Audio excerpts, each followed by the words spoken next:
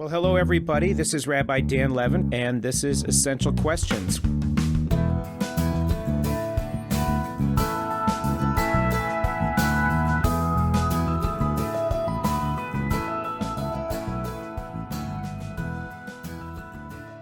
A recent study conducted in 2020 revealed that 54% of children between the ages of 6 and 17 in the United States participated in some kind of organized youth sports.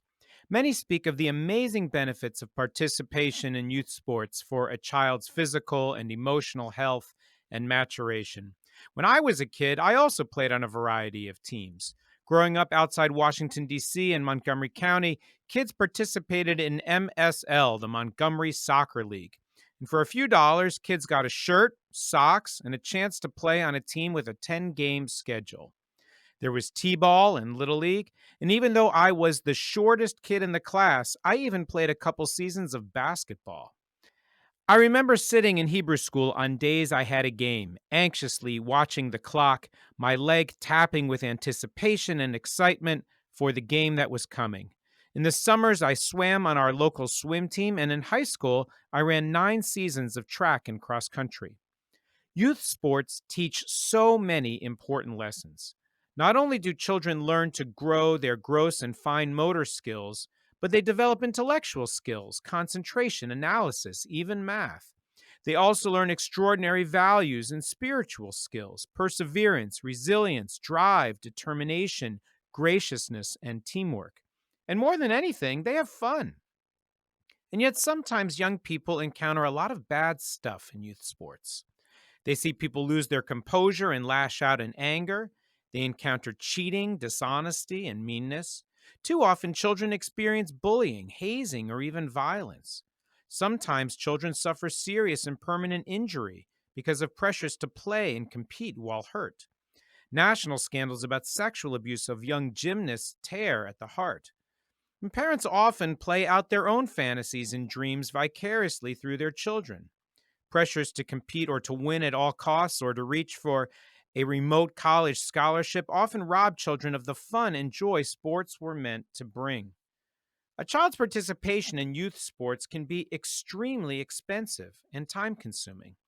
Excellence and achievement often require sacrificing other avocations or extracurricular activities and can also compromise a child's academic performance.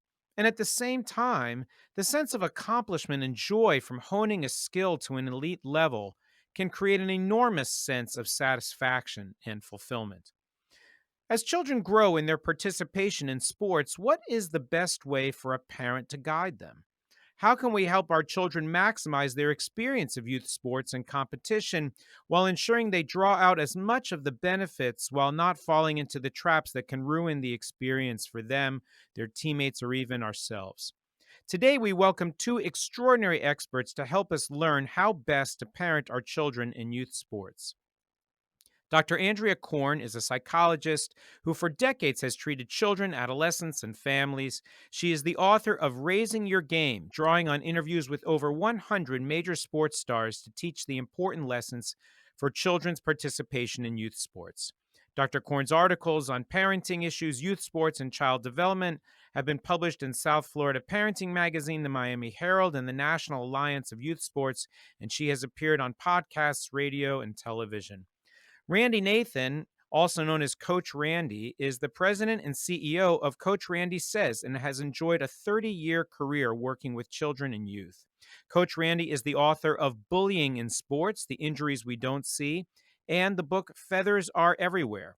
He is adjunct professor at Union College and the Rutgers University School of Social Work, and previously served as mental training life coach for the Rutgers Newark baseball team. Coach Randy hosts Bad to the Dad podcast and was president and CEO of Project NextGen, a leadership training and professional coaching organization. It's a privilege to have you both with us on Essential Questions today. Thanks so much for joining us. Thanks for the invite. It's a pleasure to be here. I just have to say that I'm the co-author. The book was my idea, but I could not have done it without my co-author, Ethan Skolnick, who way back in the early 2000s was working for the Sun Sentinel and then the Palm Beach Post and was doing radio and TV. So he had the access to the athletes. I had the idea for the book. So, Randy and Andrea, tell us about what was your interest as a child that drew you to be involved in youth sports? And then, as you grew into your adult careers, why did youth sports continue to be a focus? Randy, why don't you start us off? I played the three predominant sports: football in the fall, basketball in the winter, and baseball in the spring. I also played tennis and I played the piano. I loved the game of baseball growing up, played through high school with the dream of going pro, although that dream did not take place. So that is kind of where my love of sports, in particular baseball, came. When I had kids, I decided to become a coach of my son's baseball program. I also coach soccer the teams, and so I got involved with coaching. Love coaching. Continued on through the rec level. Owned my own club team. Coached Division III baseball. At one point in 2011, I got involved with my own company, doing a lot of anti-bullying work. And a mentor of mine had mentioned that it may not be a bad idea to explore bullying in sports. And so that was in about 2011, 2012. And from there, the connection of playing, coaching, and then my work with harassment, intimidation, and bullying kind of came full circle, where I started doing some research and discovered that there's a tremendous amount of bullying that goes on in sports, whether bully parents, bully coaches, players, which includes hazing and other kind of pieces. And that's kind of brought me full circle. I'm now also a softball umpire. So now I have an experience as a parent because all my kids play sports. I was a coach and experienced sports through that. And now I'm an umpire. So that's kind of how my 25 word or less evolution of sports and getting involved with bullying in sports. Thanks, Randy. And Andrea, how did you get involved with sports? Well, I love this question too, and I spent a lot of time thinking about it because it made me realize something very important about myself. I came to this field by two very divergent pathways. The first one was from a love of my father, who had a love of sports and who was the most avid sports fan I knew on the planet. I grew up in St. Louis, Missouri in the 60s. And back when I was a child in those days, there was every major league teams, just like there is in South Florida. So with my dad and my mom and brother, we went to the football Cardinals before they moved to Phoenix. We went to see the St. Louis Hawks before they went to Atlanta, saw the St. Louis Blues, and of course the St. Louis Cardinals, and went to 3 World Series. I went to Stanley Cup playoff games, did everything. We lived and breathed it. We spoke it in the house. We listened to it on the radio. My dad coached junior high school football and they won a state championship. I love sport. I love being around it. And yet, as a young girl, 8, 9, 10 in the early 60s, organized sports, extracurricular sports outside of school did not exist. I wanted to play on a softball team. I couldn't. I would have played on a football team or a flag football team. I couldn't because they didn't exist back then, way back then. But what I could do, one of the few sports that was available for young girls was tennis. And tennis became my sport. And when we moved to South Florida in the late 60s and I started high school, I did not make the team at Beach High in 10th grade, but I made it in 11th and 12th grade. Our team won the state championship in 11th. Of course, Chris Everett was the best player in the state, but we had the best players. And I was good. But not superly fantastic. And the reason why I realized, and I did not know how to communicate this way back then, was my fiercest competitor was me. I was filled with anxiety. I was full of insecurities. I had a lot of self doubt. And the person that kept me from really reaching my potential wasn't my opponent, it was me. So, fast forward years later, I'm in graduate school studying clinical psychology, taking classes in child and adolescent development.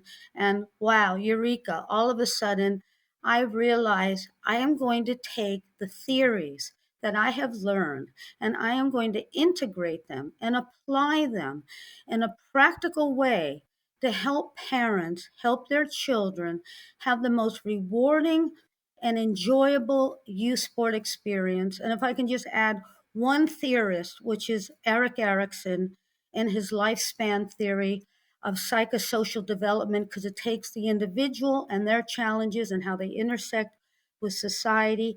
And if you take these first four stages that start with birth through the age of 12, which has to do with trust versus mistrust, autonomy versus shame, initiative versus guilt, industry versus inferiority. If you help a child have healthy personality development and embrace the positive attributes of those four developmental tasks, learning how to trust in yourself, in your body, learning how to know that you have to do the running and the jumping and the hitting and the swimming. You have to find autonomy, meaning you have to find a way, you have to do it yourself. Your dad can't go up and hit the ball for you. You have to be at the free throw line. You have to be the one to run the bases, and you have to swim the laps. And the initiative, it helps create a purpose. You find the children dream. Part of the initiative of finding a joy and love of sports is having that dream. I want to be like my favorite player when I grow up, whoever that may be. I love Bob Gibson. I had so many favorite players, Kurt Flood.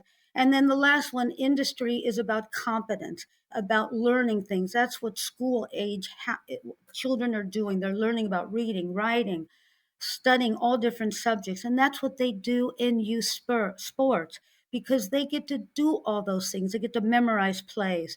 They get to study what works and what doesn't work. And so I wanted to help parents see that kind of joy that they can help build for their children so it becomes a lasting and enjoyable activity. So, Randy, in addition to all of those benefits that Andrea outlined in terms of what she sees in those early years of child development in participation in youth sports, what are the other benefits that you see from your experience that would, as a parent for yourself, encouraging your children to participate in youth sports? And as you see so many other parents make this a priority for their children, what are the benefits to participation in youth sports?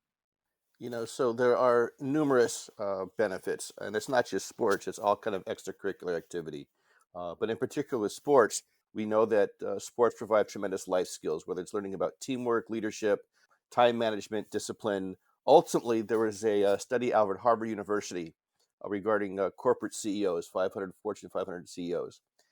They wanted to prove that being the top 10% of your high school class would somehow enhance your chance to become a corporate CEO. Through their study, they discovered that about 30% of corporate CEOs were indeed in the top 10%. What they didn't anticipate, and they discovered that nearly 80%, over 80% of corporate CEOs all had one thing in common when it came to high school experiences, and they all played sports. So ultimately, when it comes to sports, life skills, business skills, sports is a tremendous component there. What has happened, though, is the consumerization of sports, the idea of spending money and the having kids choose sports at a very young age, choosing one sports has created a very interesting quandary.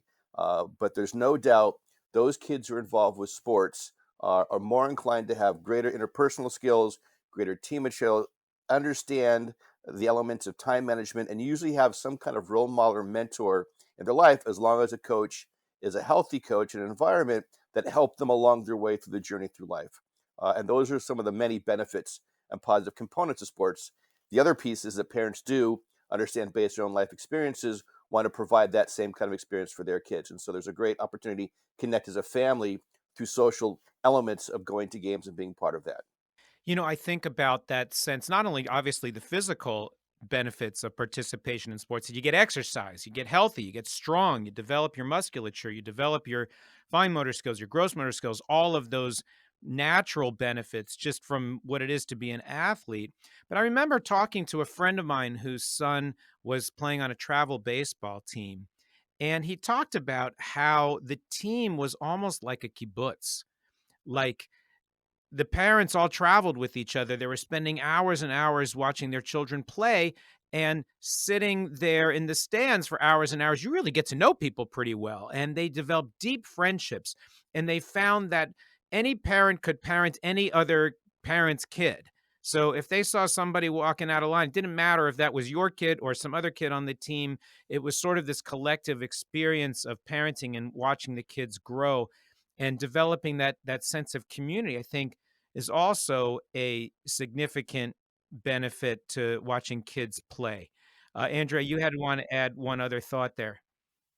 I do. And what I wanted to say is it becomes a bonding force. It's a forced socialization.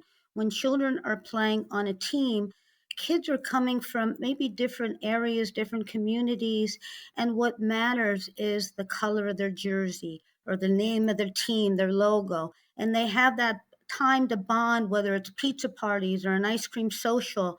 And it wasn't if they won or they lost, but they come together because they're going to fight their opponent, whoever their opponent is that day. And that leads to a unity, and it leads to bonding together and learning to support one another and to be there, because no teammate does it alone. Teamwork makes the dream work. And so you don't have to be the best player on the team, but you're part of the team and everyone matters. Now, if I may, we talk about the kibbutz. It's called the Kehila Kadosha, this sacred community that's created. As a coach, we had a parent snack, and not just for kids, because most games are at night. And what we discovered is by getting parents to know each other, they became invested in other kids, not just their own. And that is an extremely important component of sports. We understand which parent was a doctor, which parent was a car salesman, which parent was involved in other parts. And that is a very, very important component to a certain extent. And that is what makes sports fun. We know that kids play sports because it's supposed to be fun, because they develop friends, and they like the sense of competition. We also know kids want a purpose, somewhere to belong, and someone to believe in them.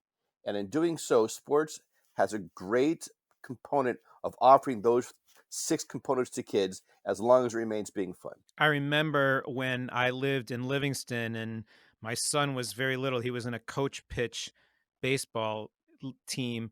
And the coach of the team was this guy named Ace, who was like a former rocker who had married this woman and adopted her little boy and was coaching the team.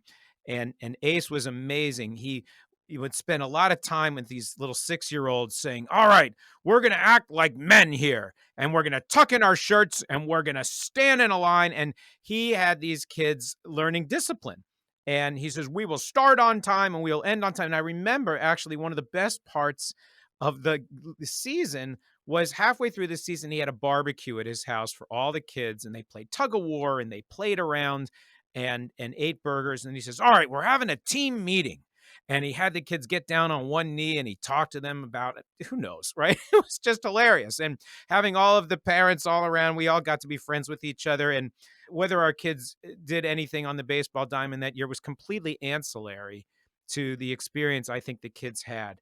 And it was interesting, Andrea, in your book, you mentioned early in the book this interview with LeBron James and Dwayne Wade during their years with the Miami Heat. And you asked them, all right, growing up, what do you remember about sports? And they talked about kickball. They talked about just playing and how valuable just playing was, and how they invented this game that was kind of kickball, kind of volleyball, kind of basketball, kind of baseball that they played in the gym, that they invented. Can you talk a little bit about how do you balance this idea of teaching a kid how to take a sport seriously and then at the same time not forgetting to play and just have fun? How do you keep those balances early in a child's participation in sports? Well, I think A, you have to know your child.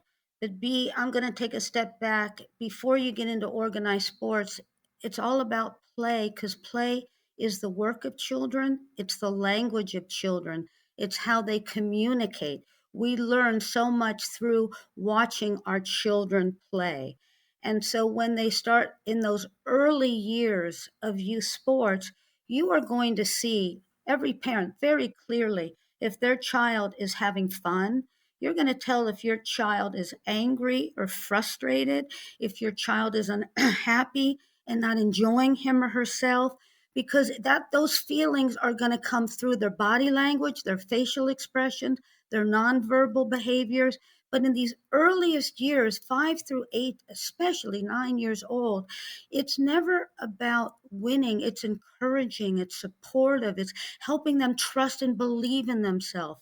It's helping them realize that they're learning something, and it's going to take lots of hours of practice. No one gets to be a pro overnight. That was the beauty of the book. No professional athlete knew when they were 5, 6, 7, or 8 who they were going to be when they grew up. And the other piece of the book that to me mattered most is you have to have one person in your life who was that, I'll say winning tie, and I don't like the word winning all the time, but that one person who mattered. Whether it was a parent, some of these athletes didn't have two parents, some didn't even have one.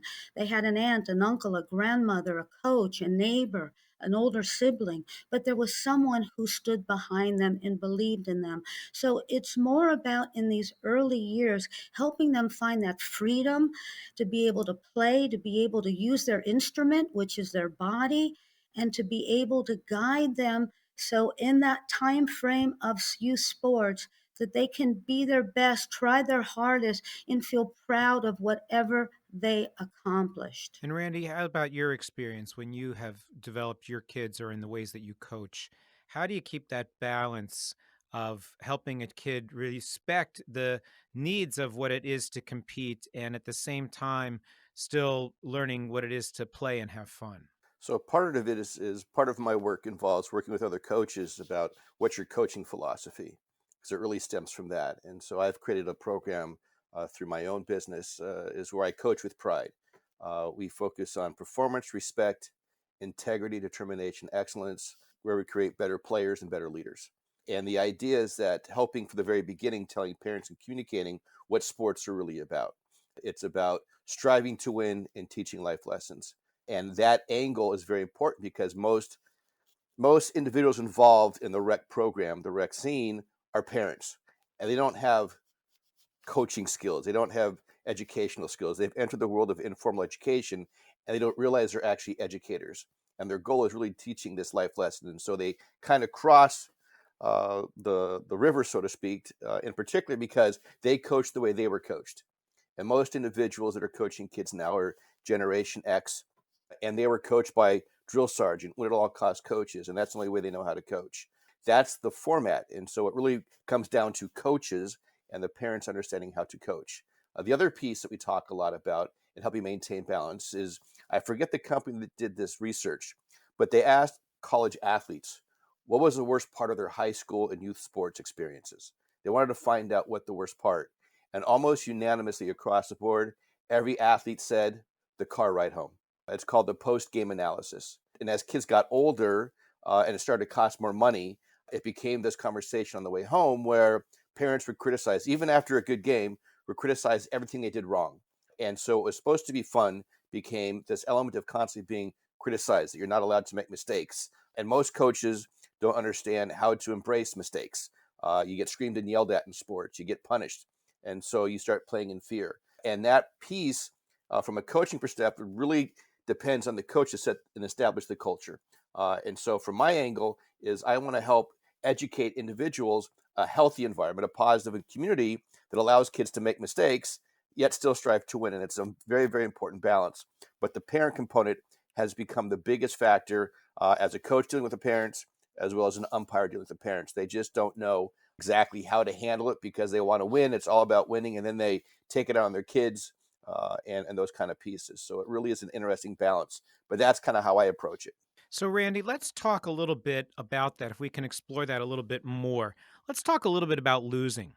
Whenever a kid gets out there on the field, the score is 0-0 at the beginning, and at the end of the game, someone's going to win and someone's going to lose. I remember there was my very first season of playing T-ball. We won the championship, and it was really cool being on the winning team.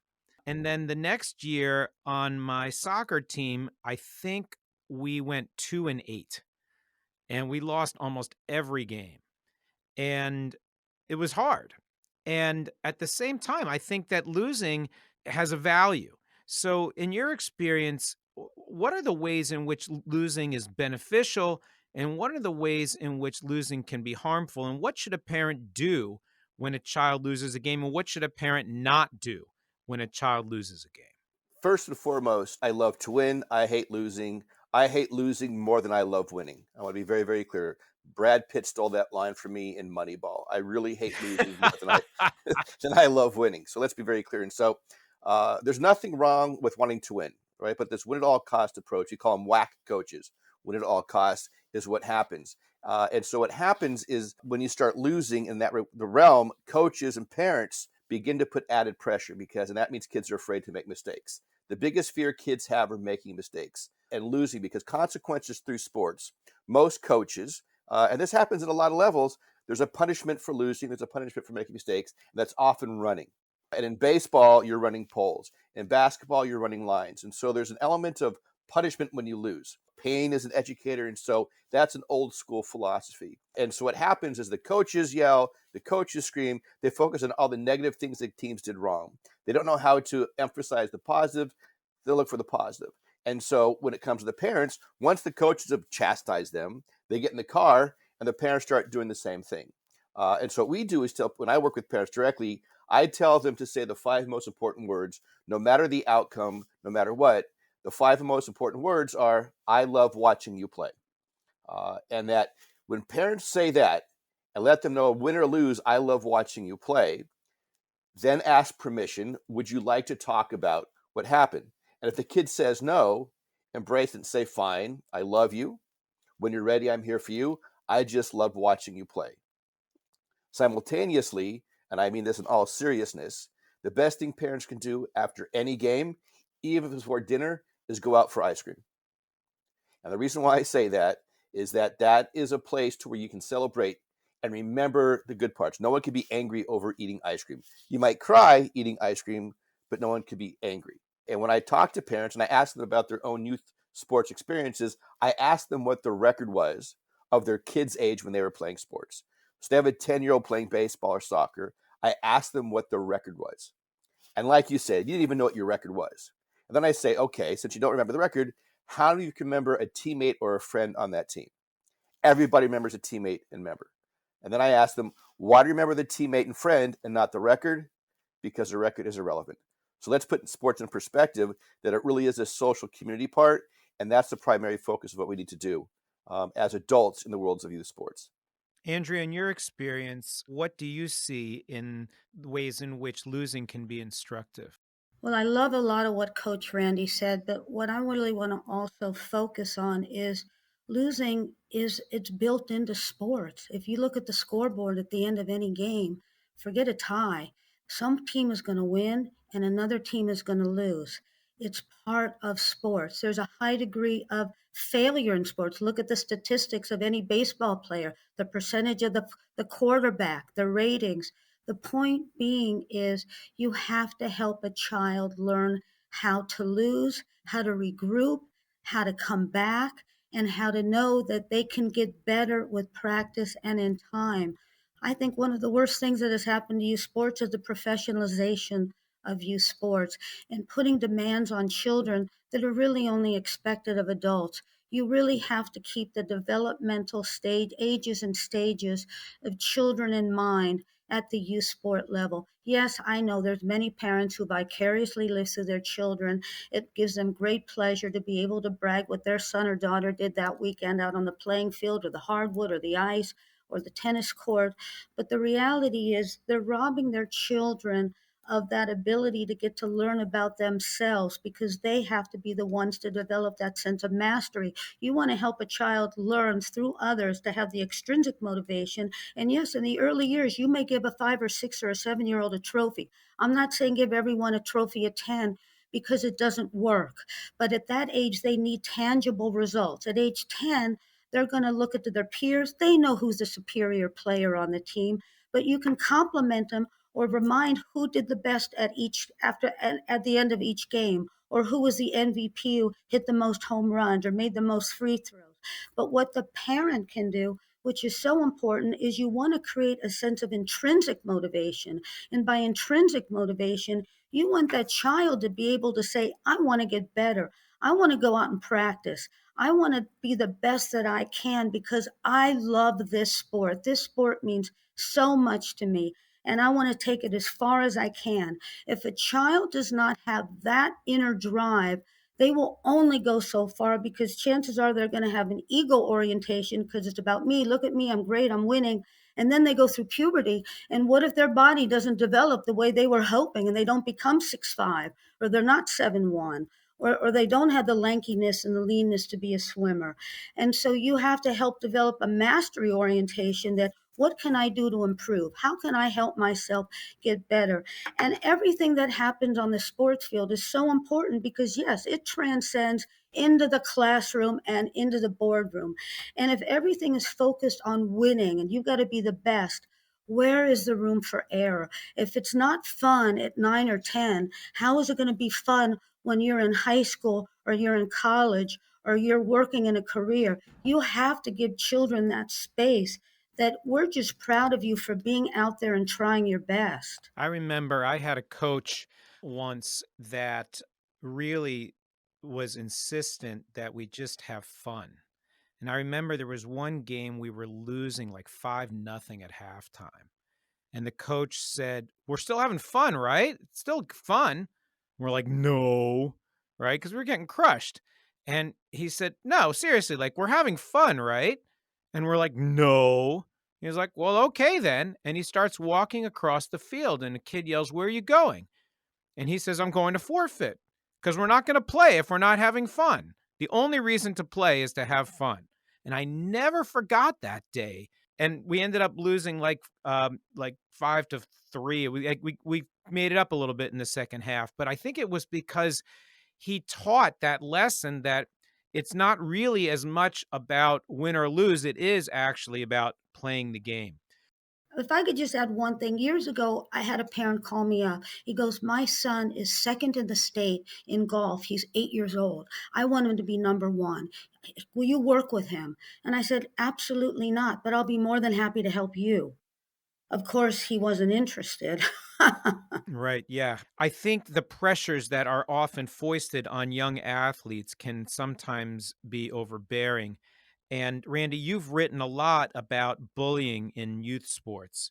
Tell us a little bit about what ways you've seen bullying emerge for children. What are the warning signs that a parent should look for? And if a parent suspects that their child is being bullied on a team, in what ways should a parent respond?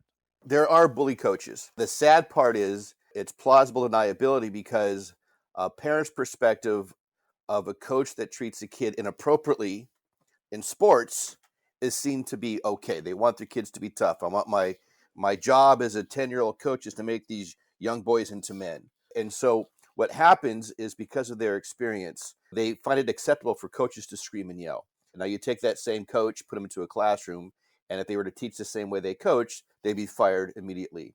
And so one, if the kid is complaining about not having fun, it's another. The other is making sure that the coach has a philosophy.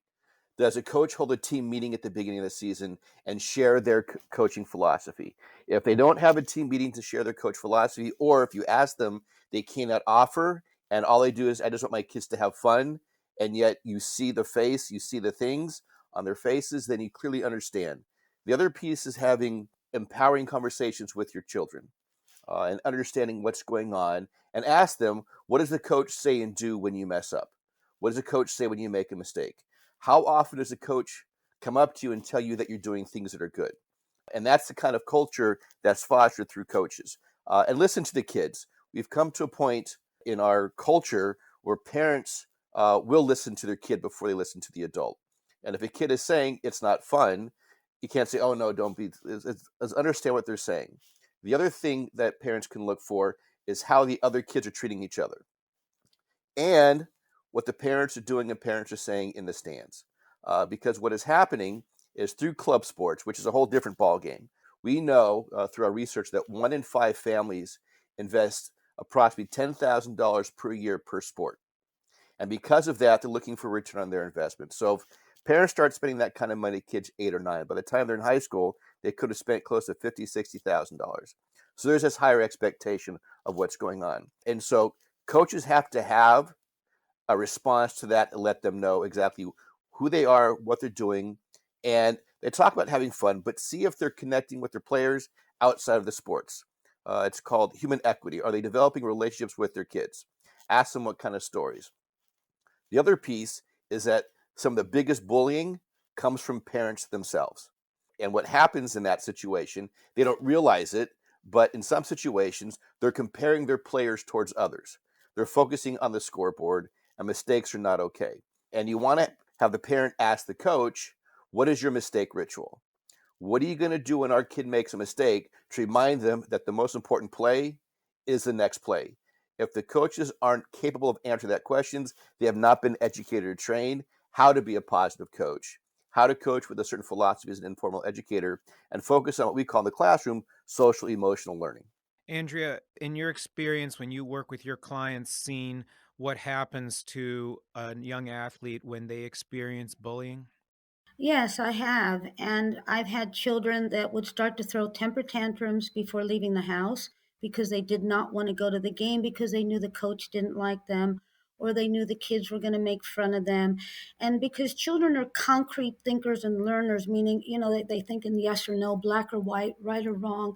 Kids would walk around and like put an L on up to someone on their forehead so they could say, oh, you're a loser. And so, what parents have to be very aware of is when they see that their son or daughter, either before the game, after the game, during the game, their head is hanging down. They can tell by their body language that they're unhappy. And if they can get it out of them, because some children are too afraid to talk about it, but they have to be able to say, you know what, maybe we'll finish the season. We're not going to quit, but maybe this is not the right sport. Maybe it's not the right coach.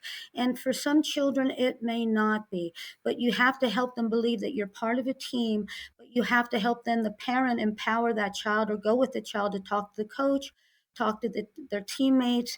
And a lot of times it's very subtle. It's like there's no room on the bench for the child, or the coach keeps a child on the bench and everyone else is participating and somehow there's never time for that child to get out there.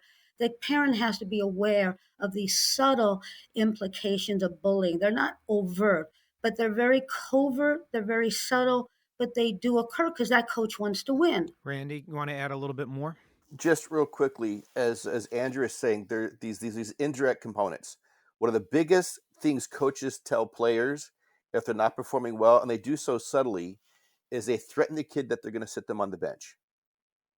Now, what that does is create fear, but it also sends a message to all the players who sit on the bench, which means that, oh, I'm on the bench. That must mean that I'm not good. Or they kids like to say, I suck. And thereby I have no value to this particular team. It's a constant threat that coaches use to somehow, we remember talked about extrinsic motivation, to somehow motivate them to play better. And we know players that are much more intrinsically motivated play better, which is why when I work with coaches, I ask them very clearly, what are the things that are not in your control when it comes to coaching? I ask that with parents and I ask that with players. And they all come up with a litany of things. All right. Then what are the things that are in your control? And when it comes down to whether it's a parent, coach, or player, there's really only two things that they're in control of. Great life lesson, your attitude and your effort. And so, what do most parents and what do most coaches and players complain about? Things are not in their control. So, as coaches, they start complaining, they start focusing on the things that are not in their control, creating a fear environment where kids respond negatively to that kind of comment. So, as sports become more competitive and teams get more selective, there's often a transition for a young athlete's experience. So, I remember when I was a kid and you were in rec soccer, you were guaranteed to play 2 quarters of the game. But then you get to a club team or a travel team or a high school team where it's not as much about participation as it is about trying to win. And sometimes it will happen that a child is denied playing time or that a child can get cut from a team. And how do you help a child deal with disappointment, the natural thinning and losing, and even sometimes being told you're not good enough? How should a parent help their child deal with those kinds of disappointments? Andrea, go ahead. If I could just go back for a minute to say in sports, there's many external variables that no one has control over: weather, the conditions of the field, sometimes even the equipment. The referee makes a mistake, but you have to learn to trust in yourself. So again, coming back to what you were asking, it depends on how much was this child invested in this sport. First of all, was it the parent that wanted their child to be the best at this sport because they played it or they didn't have an opportunity to play it and they're putting their child in it because it matters so much to them? Or was it the child's dream and the child's devastated? If it was the child's dream, you have to help them. Yeah, sometimes things don't work out the way we want and we are disappointed, and how to help them deal with that adversity, because it can be a pathway to resilience. Maybe they think about, maybe there's another sport, maybe this sport isn't the one that may be the best one for you, but what else do you like? You have a lot of potential. You have to find a way to pivot to help your child understand that there will be disappointments in life. Not everything works out the way you want. You don't always get to be the MVP, and your team doesn't always win. And if you're cut, then whether it's the coach who made that decision and it was an objective one, or the child realizes maybe it hurts, but maybe my skills are not as well developed, what else might I do? And it might be something away from sports, and that's okay too. But you want to support your child through the difficulty of the disappointment, the heartbreak, and help them know that you have so much value. You can do so many things, and you help build them up again to trust and believe in themselves that something else better will come along. In your experience, Randy, how can you help a child deal with those disappointments of, oh, I didn't make the team, or I am not a starter, or I didn't get playing time? You know, that parents' most important two skills is to acknowledge and validate. Acknowledge the disappointment and validate what's going on, but let them know that they have choice. As a matter of fact, in many situations in club sports, if a kid's not getting the kind of playing time they want in one club team, they just switch to another team to get more playing time. So unfortunately, the parents don't allow their kid to experience disappointment. They just find other alternative to get the kids what they want, and so they don't learn how to deal with disappointment. We do know that sports, and in particular being cut, does help kids learn an element of resiliency. And so when we work with parents through my Pride program, we have to focus on the fact that we want parents to focus on the life skills, the life lessons, and be able to step back and say, what's this lesson can be learned? And ultimately, what choice do you want? And help the kids figure out what choice, if they want to continue, what can they do to help improve their odds, and be able to hopefully advocate for themselves, to go to the coach, say, listen, where are the areas I need to work on if I want to continue playing?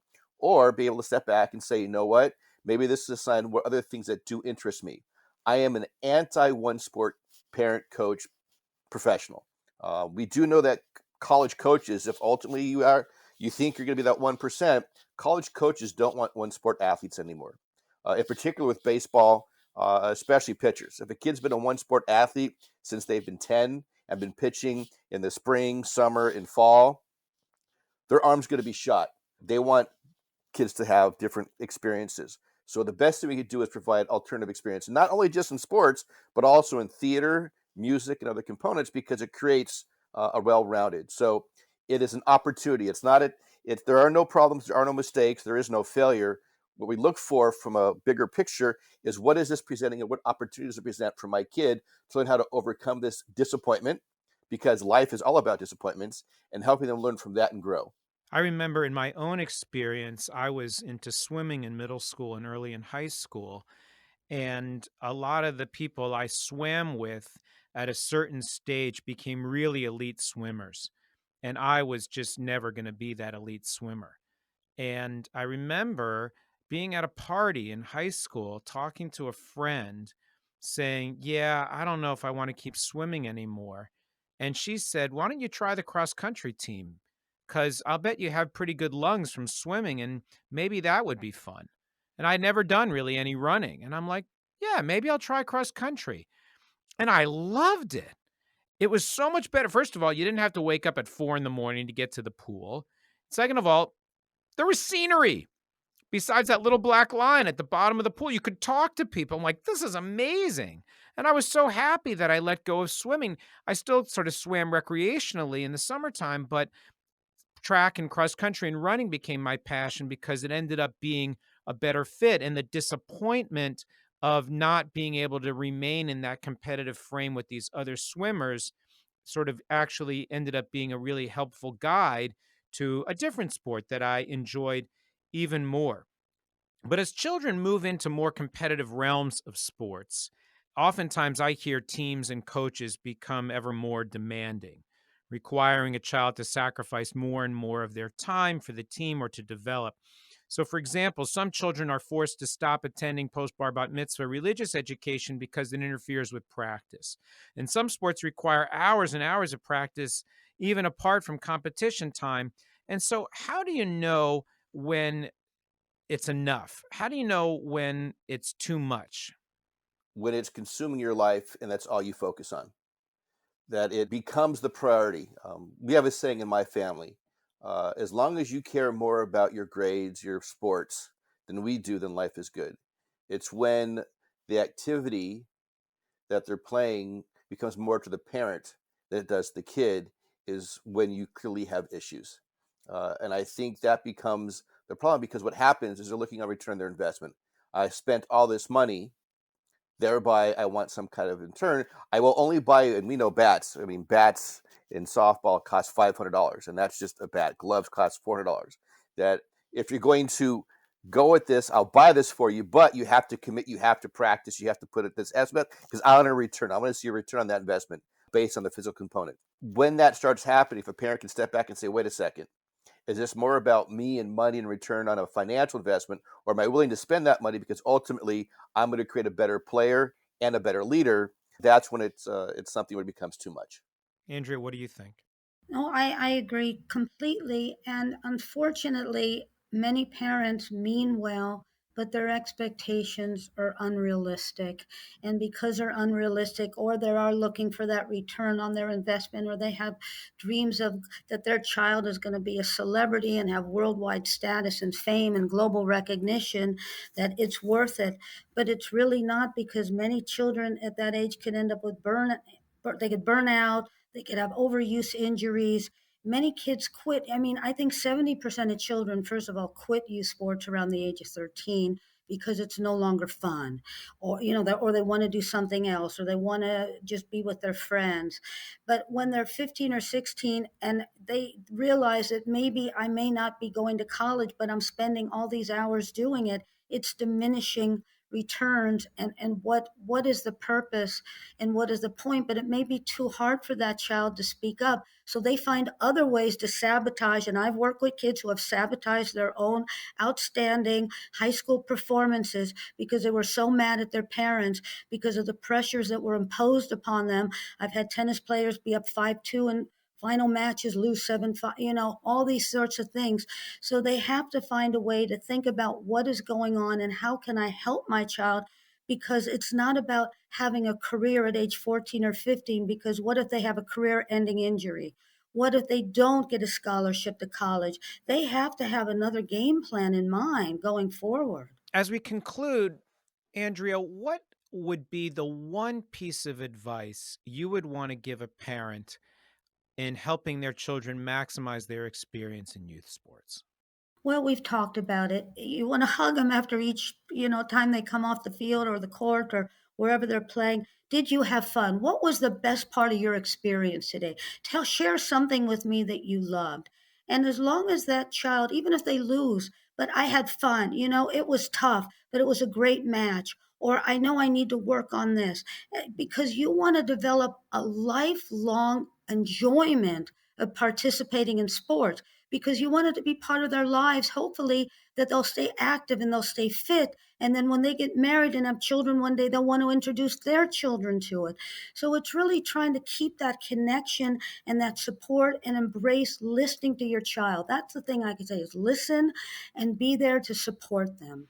And Randy, what would you say? One piece of advice you'd want to give a parent in helping their kids maximize their experience? So as you asked that question, I remember I've had parents come to me before and talk to me about about what was going to happen. I give them my acronym of what I focus on, but I do talk about how our focus is really going to be about striving to win, but we also want them to have fun.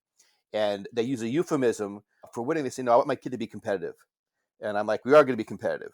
But just because we're competitive doesn't mean we're going to win. And there have been times where I've said, then I might not be the kind of coach that's right for your child.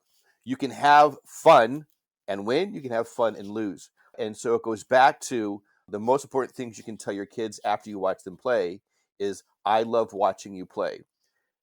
Many, many, many parents don't even realize that even if their kid does have skills and do have a chance and are playing varsity in high school, the last time they're ever going to watch their kid play competitive sports is their senior game in high school. I've encouraged parents and players to consider club sports in college, not intramurals, but club sports, which allows them to go on and continue playing, not the D1 level, and I coach Division III, but to play a club sport, like my daughter plays club softball. And in doing so, right, continues their love and passion for a game without the pressures. So by saying I love watching you play, lets them know that maybe, just maybe, they can continue watching their kid play. And after you say I love watching you play, I swear to you, Dan, the best thing a parent can do after any practice, every game, is get ice cream.